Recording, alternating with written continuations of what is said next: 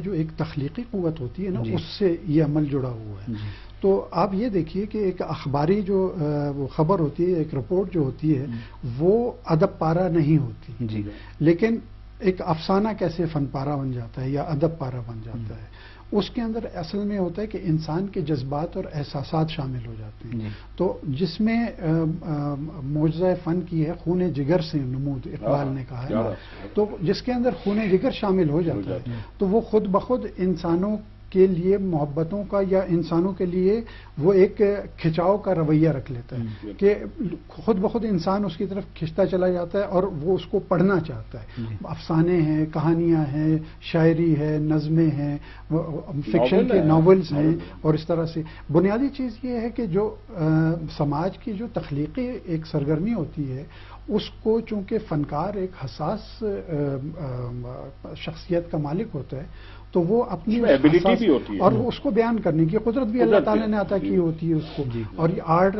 Art and craft کی جب ہم بحث میں چلتے ہیں تو جو آرٹ جو ہوتا ہے وہ تو انسان کے اندر ہوتا ہے، کرافٹ سیکھتا چلا جاتا ہے فنکار جو ہے، تو وہ اس کرافٹ کے ذریعے سے اس کو جو بھی صنف ہوتی ہے اس صنف میں وہ اپنا اظہار کرتا ہے۔ لیکن بنیادی بات یہی ہے کہ وہ جڑا ہوا اس تخلیقی عمل کے ساتھ ہوتا ہے جو کہ سماج میں اس وقت موجود ہوتا ہے۔ جی بات ہے۔ اور دومی جستیشن کہ مروچی چاگردہ مطلب نوشکاری دشمنی جنگ و جدل نفرت بوئے گائیں لٹریچر ہدا محبت واسطہ کیا محبت واسطہ چوڑے ایک وسیلہ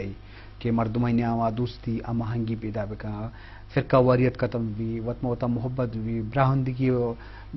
دوستی بھی، مطلب کہ لٹریچر مہر و محبت چوڑے وسیلے۔ جی اصل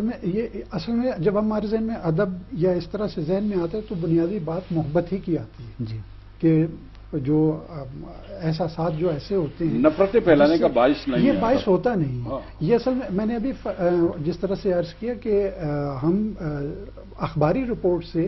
ادب پارے کو ہم کس طرح سے ڈفرینشیٹ کر سکتے ہیں، اس کے اندر یہی آپ ذہن میں رکھیں کہ ادب پارہ پڑھنے کے بعد آپ کے ذہن میں خوبصورت خیال آتا ہے، اور جب خوبصورت خیال آتا ہے تو اس کے اندر پھر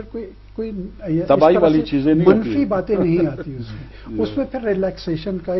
یا پیار کا، محبت کا، اور جب ایک آدمی اس عمل میں ہوتا ہے تو پھر وہ خوابوں کو آگے لے کر چلتا ہے۔ دیکھیں ایک شعر ہوتا ہے، وہ